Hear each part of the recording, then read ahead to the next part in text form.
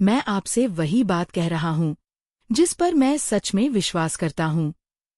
परमेश्वर ने मुझे जो कुछ भी दिया है, ऐसा कुछ नहीं है जो वह आपको न देना चाहता हो, अगर आप उसकी कीमत चुकाने के लिए तैयार हों।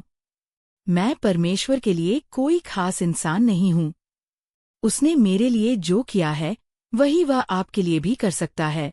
यहाँ कोई भी युवक या युवती ऐसा नहीं है जिसे परमेश्वर आज न बुला सकता हो और न इस्तेमाल कर सकता हो। उसने मुझे जो कुछ दिया है वही सब वह आपको भी दे सकता है, लेकिन इसके लिए आपको कीमत चुकानी पड़ेगी। मैं चाहता हूँ कि मैं कह सकूँ कि ये कीमत बहुत कम है, लेकिन सच ये है कि ये सस्ती नहीं है। आजकल हर कोई सस्ते में सब कुछ चाहता है, लेकिन परमेश्वर के यहाँ कोई सौदा नहीं होता। हे युवाओं, अगर मैं आपसे कहूँ कि ये सब सस्ते में मिल जाता है, तो वह सच नहीं होगा। जब आप मुझे मंच पर चलते हुए देखते हैं तो आपको सिर्फ उसकी चमक दमक दिखाई देती है। वह बहुत आकर्षक लगती है, लेकिन उसकी एक कीमत होती है और वह इस पर निर्भर करती है कि आप सबसे ज्यादा क्या चाहते हैं, सच्चाई का सामना करना। हम एक ऐसी पीढ़ी में जी रहे हैं जो सच्चाई का सामना नहीं करना चाहती। मैं खासकर उन युवाओं से बात कर रहा हूँ जो सच्चाई से भागते हैं। कभी कभी मुझे लगता है कि आज के समय में युवाओं को सच्चाई का सामना करवाना दुनिया का सबसे कठिन काम है, लेकिन जब आप आत्मिक बातों से जुड़ते हैं तो ये दुनिया की सबसे जरूरी बात बन जाती है, और तब आपको सच्चाई का, हकीकत का सामना करना ही पड़ता है। जब आप उस मंच पर कदम रखते हैं तो पीछे मुड़कर सच्चाई को देखना जरूरी होता है।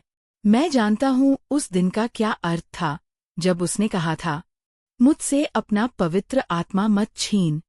मैं शायद इसे दूसरों से बेहतर समझता हूँ। कोई और उस जगह में ये नहीं समझ सकता था कि उसका मतलब क्या था और वह कैसा महसूस कर रहा था जब उसने पुकार कर कहा, मुझसे अपना पवित्र आत्मा मत ले। मैं शैतान से नहीं डरता। मैं शैतान के खिलाफ वही हथियार इस्तेमाल कर सकता हूँ जो यीशु ने किया। लिखा हुआ है, मैं शैतान का सामना कर सकता हूँ। मैं न की सारी शक्तियों का सामना कर सकता हूँ और उन पर वही हथियार इस्तेमाल कर सकता हूँ जो यीशु ने किया। मैं किसी मनुष्य से नहीं डरता, लेकिन एक डर है, कहीं ऐसा न हो कि मैं सहमत हो जाऊं और पवित्र आत्मा चला जाए।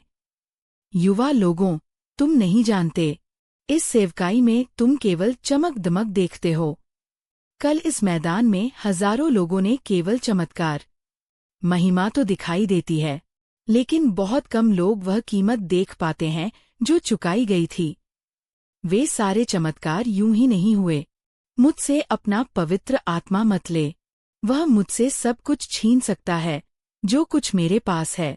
वह मुझे सब कुछ से वंचित कर सकता है, चाहे मेरे शरीर को ढकने के लिए बस कपड़े ही क्यों न रह जाए, चाहे मेरे पैरों में केवल जूते ही क्यों न हों। मैं फिर भी तैयार हूँ बाहर जाने के लिए और अपना बाकी जीवन रोटी और पानी पर जीने के लिए। हे परमेश्वर, मेरी सहायता कर। मुझे जहाँ भी प्रचार करना पड़े मैं करूँगा, चाहे सड़क के कोने से ही क्यों न करना पड़े, पर मुझसे अपना पवित्र आत्मा मत ले। यदि मुझे पता होता कि पवित्र आत्मा दुखी हो गया है, या यदि मुझे पता होता कि पवित्र आत्मा मुझसे अलग हो गया है, तो मैं कभी दोबारा मंच पर कदम नहीं रखता। मैं कभी फिर से मंच पर प्रचार करने नहीं जाता। मैं कभी किसी बात का दिखावा नहीं करता। अगर मैं उस 1 घंटे में भी सब कुछ कर लूं, तो भी मैं दुनिया का सबसे साधारण इंसान ही रहूंगा और कुछ खास नहीं होगा।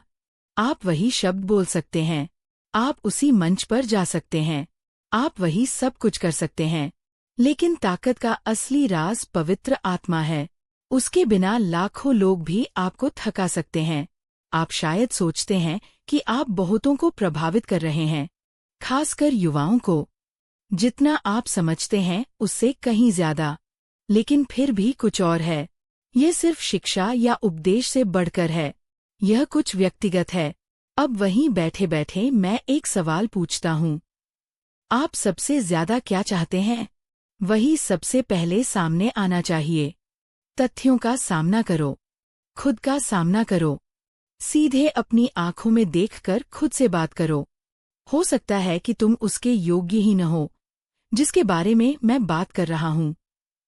हो सकता है कि वह तुम्हारी चाह ही न हो।